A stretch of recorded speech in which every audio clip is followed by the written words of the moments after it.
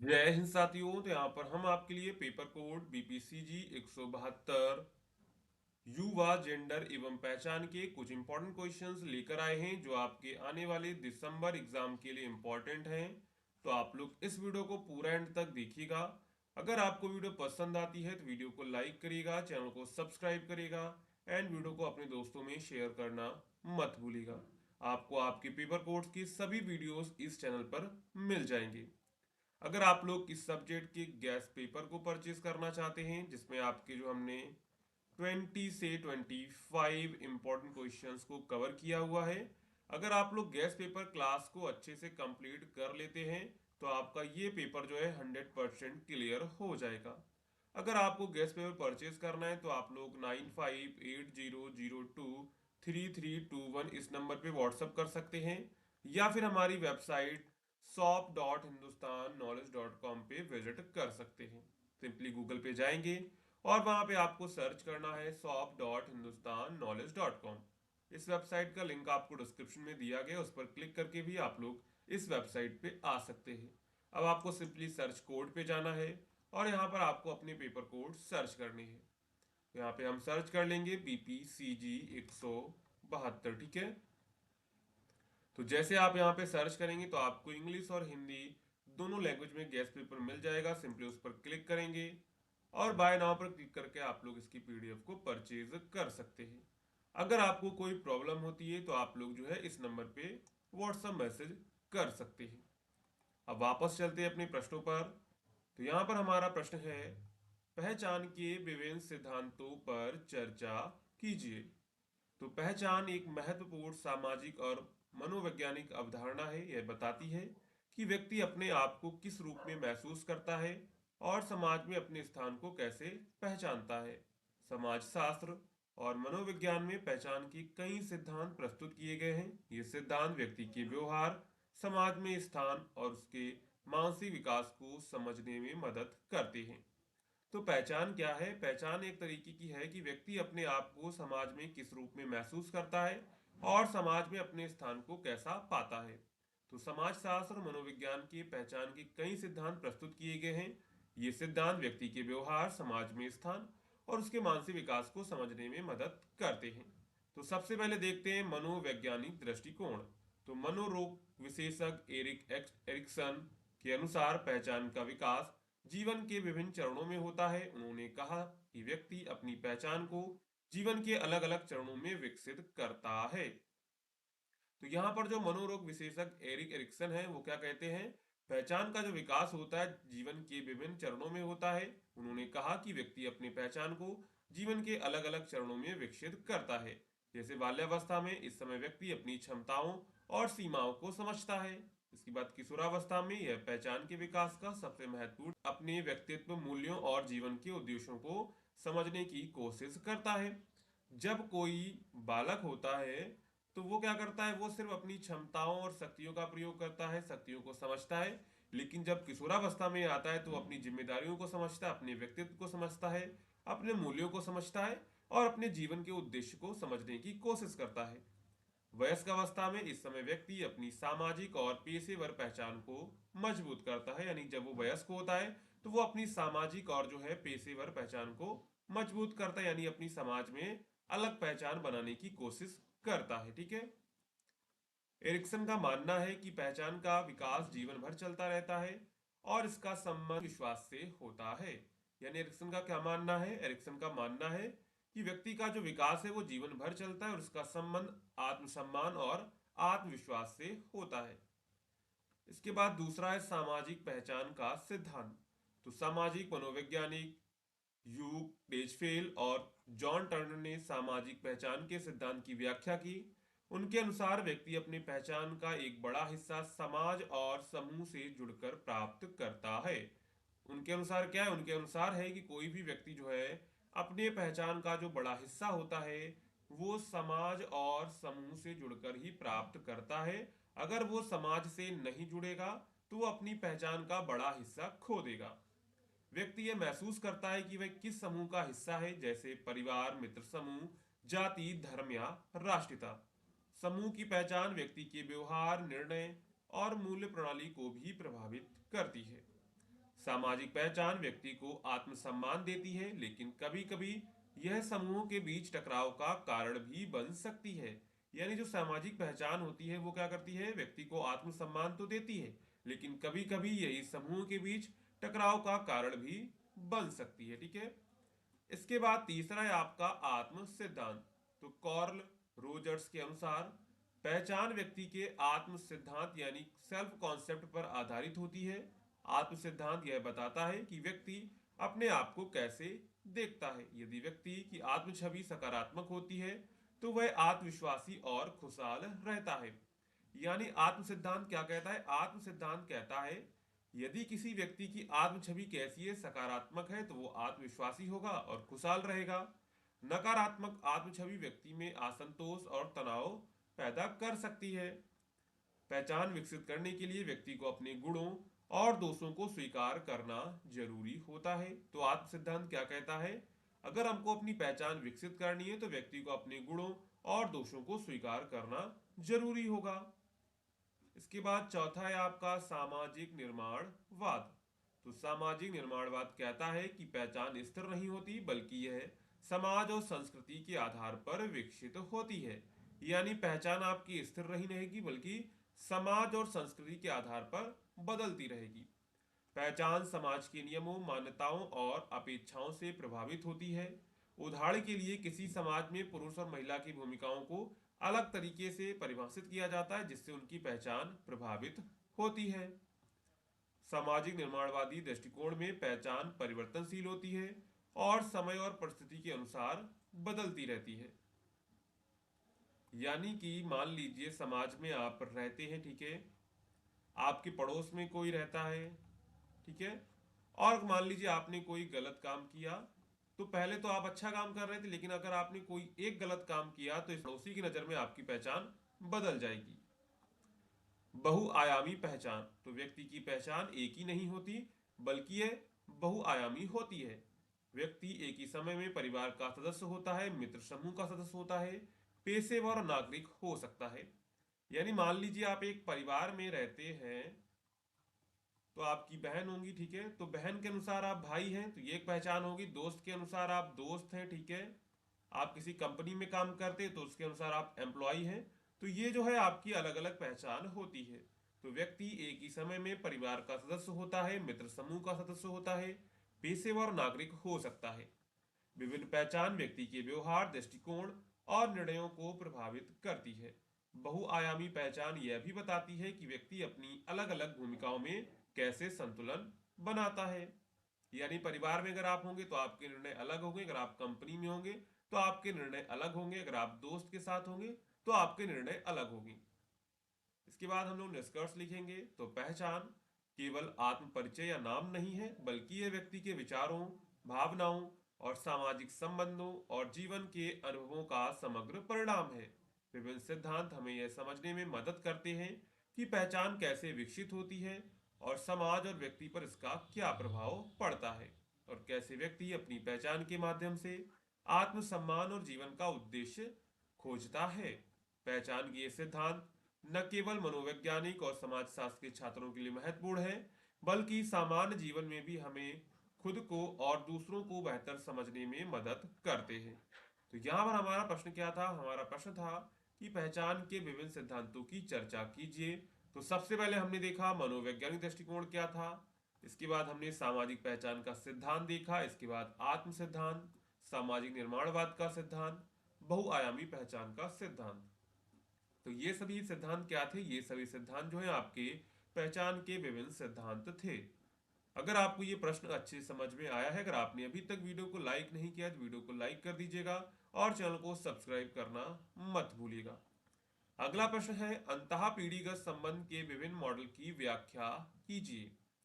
तो अंतः पीढ़ीगत संबंध का मतलब है विभिन्न पीढ़ियों के बीच होने वाले संबंध और उनकी प्रभावशाली क्रियाएं। तो यहाँ पर अंतः पीढ़ीगत संबंध का मतलब क्या है, विभिन्न पीढ़ियों के बीच होने वाले संबंध और उनकी प्रभावशाली क्रियाएं। यह संबंध परिवार, समाज और संस्कृति के विकास में महत्वपूर्ण भूमिका निभाते हैं। शोधकर्ताओं ने इस तरह के संबंधों को समझने और मापने के लिए कई मॉडल विकसित किए हैं। ये मॉडल दिखाते हैं कि कैसे माता पिता, बच्चे, दादा दादी और अन्य परिवार के सदस्य एक दूसरे को प्रभावित करते हैं। तो यहाँ पर जो अंतःपीढ़ीगत का मतलब क्या है? अंतःपीढ़ीगत संबंध का मतलब है कि विभिन्न पीढ़ियों के बीच आपस में जो संबंध थे वो कहलाते हैं अंतःपीढ़ीगत संबंध। और ये जो संबंध होते हैं परिवार, समाज और संस्कृति के विकास में महत्वपूर्ण भूमिका निभाते हैं। तो सबसे पहला मॉडल है यहाँ पर संरचनात्मक मॉडल। तो संरचनात्मक मॉडल यह बताता है कि परिवार की संरचना कैसी होगी और उसका पदानुक्रम क्या होगा। इसमें मुख्य रूप से परिवार के सदस्यों की संख्या, उनकी उम्र, परिवार में पद जैसे माता पिता, दादा दादी, बच्चे और उनके अधिकार और जिम्मेदारियां शामिल होती हैं। तो संरचनात्मक मॉडल क्या बताता है? संरचनात्मक मॉडल बताता है कि परिवार की संरचना कैसी होगी और उसका पदानुक्रम क्या होगा। इसमें मुख्य रूप से परिवार के सदस्यों की संख्या, उनकी उम्र और परिवार में पद और उनके अधिकार और जिम्मेदारियां शामिल होती हैं। अब इसका मुख्य विचार क्या है संरचनात्मक मॉडल का? तो परिवार में कौन किस पर निर्भर रहेगा ये तय होगा। कौन परिवार के निर्णय लेने में अधिक प्रभावी है। परिवार में सदस्यों जैसे पैसा, समय, प्रेम का वितरण कैसे होगा। ये सारी चीजें जो है आपको संरचनात्मक मॉडल में देखने को मिलेंगी। ठीक है। उदाहरण के लिए अगर परिवार में दादा दादी सक्रिय रूप से बच्चों की देखभाल में शामिल हैं तो बच्चे का मानसिक और सामाजिक विकास बेहतर हो सकता है। इसके बाद दूसरा है सामाजिक आदान प्रदान का मॉडल। तो सामाजिक आदान प्रदान मॉडल मानता है कि संबंधों में लाभ और हानि दोनों होते हैं। लोग ऐसे संबंध बनाए रखते हैं जिससे उन्हें लाभ मिलता है और हानि कम होती है। उसी को कहते हैं सामाजिक आदान प्रदान का मॉडल। तो सामाजिक आदान प्रदान मॉडल क्या मानता है? वो मानता है कि संबंधों में लाभ और हानि दोनों होते हैं। लोग क्या करते हैं? लोग ऐसे संबंध बनाए रखते हैं जिसमें उन्हें लाभ मिलता है और हानि कम होती है। मुख्य बिंदु इसके क्या हैं? तो पीढ़ियों के बीच सहयोग और समर्थन आर्थिक, भावनात्मक या सामाजिक हो सकता है। रिश्तों में संतुलन बनाए रखना जरूरी है। यदि कोई सदस्य हमेशा लेता है और नहीं देता है तो संबंध कमजोर हो सकता है। यानी मान लीजिए घर में कोई सदस्य ऐसा है कि वो हमेशा चीजों को लेता है लेकिन कभी अपनी चीज नहीं देता है तो इससे संबंध कमजोर हो सकते हैं। उदाहरण के लिए माता पिता बच्चों को शिक्षा और मार्गदर्शन देते हैं और बड़े होने पर बच्चे माता पिता की देखभाल और भावनात्मक समर्थन लौटाते हैं। इसके बाद तीसरा है आपका जीवन चक्र मॉडल। तो जीवन चक्र मॉडल यह बताता है कि व्यक्तियों के जीवन के विभिन्न चरणों में उनके संबंध बदलते रहते हैं। यह मॉडल इस बात पर ध्यान केंद्रित करता है कि जीवन की घटनाएं जैसे विवाह, नौकरी, बच्चे का जन्म, सेवानिवृत्ति पीढ़ियों के बीच संबंधों को कैसे प्रभावित करती है। तो जीवन चक्र मॉडल क्या बताता है? जीवन चक्र मॉडल बताता है कि व्यक्तियों के जीवन के विभिन्न चरणों में उनके संबंध कैसे बदलते हैं। यह मॉडल इस बात पर ध्यान केंद्रित करता है कि जीवन की घटनाएं जैसे विवाह, नौकरी, बच्चे का जन्म और रिटायरमेंट जो है पीढ़ियों के बीच संबंधों को कैसे प्रभावित करते हैं। अब इसका मुख्य बिंदु क्या है? तो जीवन में विभिन्न घटनाएं और जिम्मेदारियां बदलती रहती हैं। यानी समय के अनुसार जीवन में क्या होता है, घटनाएं और जो है जिम्मेदारियां बदलती रहती हैं। बच्चों की उम्र, माता पिता की सेवानिवृत्ति और स्वास्थ्य स्थितियां संबंधों के तरीकों को बदल सकती हैं। उदाहरण के लिए जब बच्चे छोटे होते हैं माता पिता अधिक समर्थन देते हैं। जब बच्चे बड़े हो जाते हैं तो वे माता पिता को भावनात्मक और आर्थिक रूप से सहायता देने लगते हैं। अगला है मल्टी जनरेशन मॉडल। तो मल्टी जनरेशन मॉडल परिवार के 3 या अधिक पीढ़ियों के संबंधों पर ध्यान केंद्रित करता है। यह दिखाता है कि दादा दादी, माता पिता और बच्चे कैसे एक दूसरे के जीवन में प्रभाव डालते हैं। तो मल्टी जनरेशन मॉडल क्या बताता है? जो मल्टी जनरेशन मॉडल है वो परिवार के 3 या अधिक पीढ़ियों के संबंधों पर ध्यान केंद्रित करता है और दिखाता है कि कैसे दादा दादी, माता पिता और बच्चे एक दूसरे के जीवन को प्रभावित करते हैं। इसका मुख्य विचार क्या है? पारिवारिक मूल्य, परंपराएं और ज्ञान पीढ़ियों के बीच साझा होते हैं। इसमें दादा दादी, पोते पोतियों के बीच में भी समर्थन और मार्गदर्शन हमेशा शामिल होता है। उदाहरण के लिए अगर हम लोग देखें, दादा दादी बच्चों को अपनी संस्कृति और परंपराओं के बारे में सिखाते हैं जबकि माता पिता शिक्षा और आधुनिक कौशल सिखाते हैं। इसके बाद अगला है आपका संबंध आधारित मॉडल। तो यह मॉडल मानता है कि पीढ़ियों के बीच संबंध मुख्य रूप से भावनात्मक और व्यक्तिगत अनुभवों पर आधारित होते हैं। इसमें केवल आर्थिक या संरचनात्मक पहलुओं की बजाय प्रेम, सम्मान और सहयोग की भूमिका पर जोर दिया जाता है। अब इसके मुख्य बिंदु क्या हैं? तो पारिवारिक रिश्तों की गुणवत्ता संबंधों का स्थायित्व और प्रभाव को निर्धारित करती है। संवाद, विश्वास और आपसी समझ अत्यंत महत्वपूर्ण होता है। उदाहरण के लिए यदि माता पिता अपने बच्चों को सुनते हैं और उनकी भावनाओं को समझते हैं तो बच्चों के साथ संबंध मजबूत और स्थायी बनते हैं। तो यहाँ पर संबंध आधारित मॉडल क्या बताता है? संबंध आधारित जो मॉडल है वो बताता है कि पीढ़ियों के बीच संबंध मुख्य रूप से भावनात्मक और व्यक्तिगत अनुभवों पर आधारित होते हैं। यदि उनके माता पिता उनकी बच्चों की बात को अच्छे से समझेंगे तो माता पिता और बच्चों की जो बीच जो संबंध है वो मजबूत होगा। ठीक है। इसके बाद हम लोग निष्कर्ष लिखेंगे। तो अंतः पीढ़ीगत संबंधों को समझने के लिए विभिन्न मॉडल उपयोगी हैं। संरचनात्मक मॉडल परिवार की व्यवस्था को दिखाता है। सामाजिक आदान प्रदान मॉडल लाभ और हानि पर ध्यान देता है। जीवन चक्र मॉडल जीवन की घटनाओं को प्रभावी से समझाता है। मल्टी जनरेशन मॉडल पीढ़ियों के बीच साझा प्रभाव को दर्शाता है। और संबंध आधारित मॉडल जो है भावनात्मक जुड़ाव पर जोर देता है। इन सभी मॉडल्स को मिलाकर देखा जाए तो यह समझना आसान होता है कि कैसे परिवार और समाज में पीढ़ियों के बीच सहयोग और समर्थन और समझ बनी रहती है। ठीक है। तो यहाँ पर हमने निष्कर्ष भी देख लिया। निष्कर्ष में आपको क्या करना है, ऊपर आपने जो पढ़ा हुआ होता है वही आपको सब कुछ लिख देना होता है। ठीक है। तो हमारा प्रश्न क्या था कि अंतःगत पीढ़ीगत संबंध के विभिन्न मॉडल कौन से थे? तो हमने पहला देखा संरचनात्मक मॉडल, दूसरा आपका सामाजिक आदान प्रदान का मॉडल, तीसरा आपका जीवन चक्र मॉडल, चौथा आपका मल्टी जनरेशन मॉडल, पांचवा संबंध आधारित मॉडल। तो ये सभी मॉडल जो थे आपके अंतः पीढ़ीगत संबंधों के मॉडल थे। ठीक है। इसके बाद आगे चलते हैं। अगला प्रश्न है युवा पहचान पर वैश्वीकरण के प्रभाव पर चर्चा कीजिए। यानी युवा पहचान पर जो है वैश्वीकरण का क्या प्रभाव पड़ा? तो वैश्वीकरण का अर्थ है दुनिया के देशों के बीच आर्थिक, सामाजिक, सांस्कृतिक और तकनीकी रूप से जुड़ाव होना।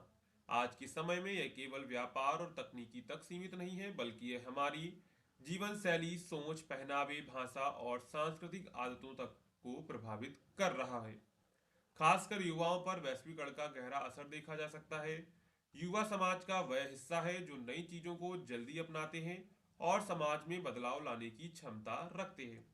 तो युवा समाज का वह हिस्सा है जो चीजों को जल्दी अपनाता है और समाज में बदलाव लाने की क्षमता रखता है। यानी वैश्वीकरण जो है अब व्यापार तक सीमित नहीं रह गया है, बल्कि वो हमारे जो है जीवन शैली, सोच, पहनावे, भाषा सभी को प्रभावित कर रहा है, खासकर युवाओं को प्रभावित कर रहा है। तो सबसे पहला यहाँ पर प्रभाव क्या देखने को मिला है? सांस्कृतिक पहचान पर प्रभाव। तो वैश्वीकरण ने युवाओं के जीवन में नई संस्कृति और सोच को प्रवेश कराया है। इंटरनेट, सोशल मीडिया और फिल्म उद्योग के माध्यम से वे विदेशी जीवन शैली, फैशन और आदतों के संपर्क में आते हैं। इससे कई बार युवा अपनी पारंपरिक संस्कृति और मूल्यों से दूर होने लगते हैं। उदाहरण के लिए पश्चिमी देशों के संगीत, पहनावा और मनोरंजन की आदतें भारतीय युवाओं में लोकप्रिय हो रही हैं। हालांकि यह युवाओं को अधिक खुले और आधुनिक सोच वाला बनाता है, लेकिन उनकी पारंपरिक सांस्कृतिक पहचान कमजोर हो सकती है। यानी वर्तमान में अगर हम लोग देखें तो सोशल मीडिया और जो है इंटरनेट आने से क्या हुआ है, हम लोग जो है पश्चिम देशों की परंपराओं को अपनाना शुरू कर चुके हैं। इससे एक तो लाभ हुआ है कि हम जो है युवाओं को अधिक खुले हुए सोचने की क्षमता दे रहे हैं और आधुनिक सोच वाला बना रहे हैं। लेकिन दूसरी ओर ये खतरा है कि हम अपनी पारंपरिक संस्कृति को भूल रहे हैं। तो यहाँ पर दोनों खतरा और लाभ दोनों चीजें देखने को मिल रही है। ठीक है। इसके बाद भाषा और संवाद शैली पर प्रभाव भी देखने को मिला है। वैश्वीकरण ने अंग्रेजी और अन्य विदेशी भाषाओं को युवाओं के बीच लोकप्रिय बना दिया है। सोशल मीडिया और वैश्विक शिक्षा के कारण युवा अब बहुभाषी हो रहे हैं। इसका लाभ यह है कि वे अंतर्राष्ट्रीय स्तर पर आसानी से संवाद कर सकते हैं, लेकिन इसके विपरीत अपनी मातृभाषा और स्थानीय बोली की पहचान कमजोर होने का भी खतरा बढ़ रहा है। यानी वैश्वीकरण ने क्या किया, अंग्रेजी और अन्य विदेशी भाषाओं को युवाओं के बीच लोकप्रिय बना दिया है। इससे क्या हो रहा है, इससे जो युवा है वो शिक्षा के कारण जो है बहुभाषी हो रहे हैं। इसका एक लाभ तो है कि वे अंतरराष्ट्रीय स्तर पर जो अगर विदेश में कभी जाते हैं तो वो अपनी बात आसानी से रख सकते हैं उनके सामने। लेकिन इसका दूसरा खतरा ये भी है कि वो अपनी मातृभाषा और स्थानीय भाषा को जो है भूल सकते हैं या फिर कमजोर कर सकते हैं। व्यक्तित्व और सोच पर प्रभाव भी पड़ा है। वैश्वीकरण ने युवाओं की सोच और जीवन के प्रति दृष्टिकोण को बदल दिया है। वे अधिक उद्यमशील, आत्मनिर्भर और अवसरों की खोज करने वाले बन रहे हैं। विदेशी शिक्षा, तकनीकी ज्ञान और डिजिटल माध्यमों से युवाओं की सोच वैश्विक स्तर की बन रही है। इससे वे अपने कैरियर और जीवन में नए अवसर तलाशते हैं। लेकिन कभी कभी यह पश्चिमी विचारधारा के प्रभाव में उनकी मूल मानसिकता और सामाजिक मूल्यों को प्रभावित कर सकता है। यानी कि वैश्वीकरण ने क्या किया, वैश्वीकरण ने युवाओं की सोच और जीवन दोनों को बदल दिया है, उनके दृष्टिकोण को बदल दिया है। वे अधिक उद्यमशील बन रहे हैं, आत्मनिर्भर और अवसरों की खोज कर रहे हैं। विदेशी शिक्षा, तकनीकी ज्ञान और डिजिटल माध्यम से युवाओं की सोच और वैश्विक स्तर पर बढ़ रही है। ठीक है। इसके बाद उपभोक्तावाद और आर्थिक प्रभाव। वैश्वीकरण ने युवा पीढ़ी में उपभोक्तावादी मानसिकता को भी बढ़ावा दिया है। ब्रांडेड कपड़े पहनेंगे, गैजेट्स, मोबाइल और लाइफ स्टाइल प्रोडक्ट्स अब युवाओं के जीवन का हिस्सा बन गए हैं। ये आर्थिक दृष्टि से उन्हें बाजार के प्रति संवेदनशील बनाता है, लेकिन कई बार युवा अपनी असली जरूरतों और मूल्यों से दूर हो जाते हैं। यानी कि जो वैश्वीकरण ने क्या किया, वैश्वीकरण ने उपभोक्तावादी मानसिकता को बढ़ावा दिया, जैसे ब्रांडेड कपड़े पहनना, गैजेट्स का उपयोग करना, मोबाइल का उपयोग करना, अच्छी लाइफ स्टाइल को अपनाना। कभी कभी ऐसा होता है कि हम अपनी असली जो जरूरत है उसको भूलकर इन सारी बेकार की चीजों में पड़ जाते हैं। सकारात्मक और नकारात्मक प्रभाव। वैश्वीकरण के सकारात्मक प्रभाव में युवा ज्ञानवर्धन, वैश्विक नेटवर्किंग, तकनीकी क्षमता और आधुनिक सोच शामिल है। इसके कारण युवा दुनिया भर में अपने कैरियर और सामाजिक पहचान को बेहतर बना सकते हैं। नकारात्मक प्रभाव में सामाजिक अलगाव, सांस्कृतिक मूल्यों का क्षरण, मानसिक तनाव और उपभोक्तावाद शामिल है। कई बार युवा अपनी असली पहचान और सामाजिक जिम्मेदारियों से दूर हो जाते हैं। तो यहाँ पर आपको जो है वैश्वीकरण के सकारात्मक प्रभाव और नकारात्मक प्रभाव दोनों देखने को मिल जाएंगे। इसके बाद हम लोग यहाँ पे निष्कर्ष लिखेंगे। निष्कर्ष क्या है, वैश्वीकरण ने युवाओं को नए अवसर और सोच प्रदान की है, लेकिन इसके साथ ही उनकी पारंपरिक पहचान और मूल्य भी प्रभावित हो रहे हैं। इसलिए जरूरी है कि युवा वैश्विक संस्कृति को अपनाते हुए अपनी मूल पहचान, भाषा और संस्कृति को भी बनाए रखे। संतुलन बनाना ही भविष्य की मजबूत और जिम्मेदारी युवा पीढ़ी का मार्ग है।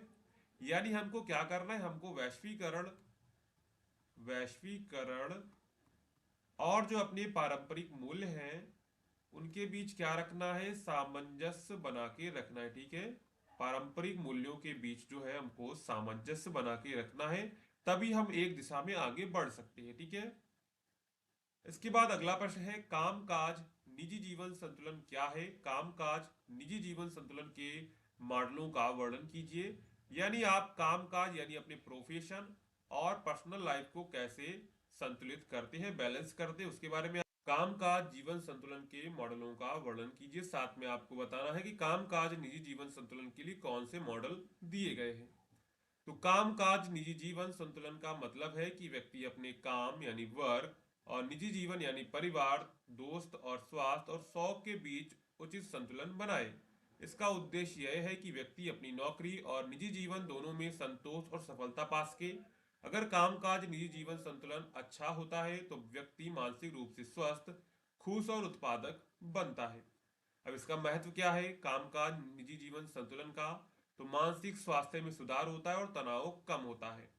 काम की उत्पादकता बढ़ती है, पारिवारिक और सामाजिक रिश्ते मजबूत होते हैं और जीवन की गुणवत्ता में वृद्धि होती है। कामकाज और जो निजी जीवन को संतुलित कर लेते हैं तो इससे क्या होता है, इससे तनाव आपका कम होता है, आपका काम में ज्यादा मन लगेगा और आपके पारिवारिक और सामाजिक रिश्ते मजबूत होंगे और जीवन की गुणवत्ता में वृद्धि होती है। कामकाज निजी जीवन संतुलन को समझने के लिए कुछ मॉडल बनाए गए हैं। ये मॉडल ये बताते हैं कि व्यक्ति अपने जीवन में काम और निजी जिम्मेदारियों को कैसे संतुलित कर सकता है। तो सबसे पहला मॉडल है विभाजन मॉडल। तो इस मॉडल में व्यक्ति अपने काम और निजी जीवन को अलग अलग हिस्सों में बांट देता है। उदाहरण के लिए ऑफिस में काम खत्म होने के बाद कोई ऑफिस के काम को घर नहीं ले जाता है। लाभ क्या होता है, मानसिक रूप से काम और घर के बीच स्पष्ट अंतर होता है। यानी इसमें क्या होता है, अगर आप ऑफिस में काम कर रहे हैं तब तक आप ऑफिस में काम करिए, जब आप घर जाएंगे तो ऑफिस का काम कोई भी काम घर में नहीं होगा। कमी क्या है, कभी कभी ऐसा करना मुश्किल हो सकता है, खासकर जब काम अधिक हो। इसके बाद दूसरा मॉडल है इंटीग्रेशन मॉडल। तो इस मॉडल में व्यक्ति अपने काम और निजी जीवन को एक साथ मिलाकर चलता है। उदाहरण के लिए घर पर काम करते समय परिवार के साथ समय बिताना। इसका लाभ क्या है, लचीलापन और समय प्रबंधन आसान होता है। इसकी हानि क्या है, कभी कभी काम और निजी जीवन का समय उलझ सकता है। इसके बाद तीसरा मॉडल है आपका संतुलन का मॉडल। तो यह मॉडल काम और निजी जीवन के बीच संतुलन बनाए रखने पर जोर देता है।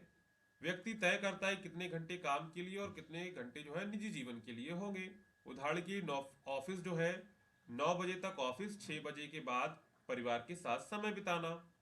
इसका लाभ क्या है, मानसिक और शारीरिक स्वास्थ्य दोनों के लिए अच्छा होता है। इसके बाद चौथा है आपका परस्पर सहायता मॉडल। तो इस मॉडल में माना जाता है कि काम का अनुभव और सीख निजी जीवन में मदद कर सकता है और निजी जीवन का अनुभव काम में मदद कर सकता है।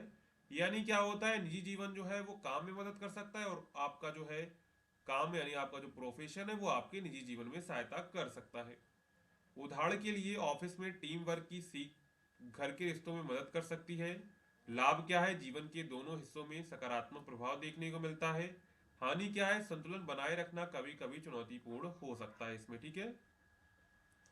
इसके बाद आपका अगला है समायोजन मॉडल। तो इस मॉडल में व्यक्ति लचीले समय और कार्यस्थल विकल्पों का उपयोग करके संतुलन बनाता है। उदाहरण के लिए वर्क फ्रॉम होम, समय समय पर छुट्टी लेना, फ्लेक्स टाइम होना। लाभ क्या है, आपातकाल या व्यक्तिगत जरूरतों के लिए सुविधा होती है यहाँ पर। कमी क्या, आवश्यकता से अधिक लचीलापन कभी कभी काम में व्यवधान डाल सकता है। अगर मान लीजिए आप कभी कभी समय समय पर छुट्टी ले रहे हैं या फिर आप दिन में पूरे दिन छुट्टी ले रहे हैं, तो इससे क्या होता है, इससे आपको जो है काम में व्यवधान हो सकता है। अब संतुलन बनाए रखने के सुझाव क्या हैं, तो समय प्रबंधन यानी दिन का सही योजना बनाएं। प्राथमिकता तय करें यानी महत्वपूर्ण काम पहले करें। तकनीकी का सही उपयोग करें, जैसे सोशल मीडिया और मोबाइल का पर नियंत्रण रखें। स्वास्थ्य का ध्यान रखें यानी व्यायाम और पर्याप्त नींद लें। परिवार और दोस्तों के साथ समय बिताएं। तो ये जो है संतुलन बनाए रखने के कुछ सुझाव हो सकते हैं। इसके बाद हम लोग यहाँ पे निष्कर्ष लिखेंगे। तो कामकाज निजी जीवन का संतुलन व्यक्ति के जीवन की खुशहाली और सफलता के लिए महत्वपूर्ण है। विभिन्न मॉडल हमें यह समझने में मदद करते हैं कि हम अपने जीवन में संतुलन कैसे बनाए रखें, चाहे हम विभाजन, इंटीग्रेशन, संतुलन, परस्पर सहायता या लचीलापन मॉडल अपनाएं। मूल उद्देश्य हमेशा यह होना चाहिए कि काम और निजी जीवन संतुलन जो है दोनों से संतोष और सफलता प्राप्त की जा सके। तो मूल उद्देश्य क्या होना चाहिए, हमारा मूल उद्देश्य हमेशा यह होना चाहिए कि काम और निजी जीवन दोनों में जो है संतोष और सफलता प्राप्त की जा सके। तो ये आपके कुछ महत्वपूर्ण प्रश्न थे जो आज की क्लास में हमने कवर किए हुए हैं। अगर आपको वीडियो पसंद आई हो तो वीडियो को लाइक करिएगा, चैनल को सब्सक्राइब करिएगा एंड वीडियो को अपने दोस्तों में शेयर करना मत भूलिएगा। मिलते हैं नेक्स्ट वीडियो में, तब तक के लिए जय हिंद बच्चों।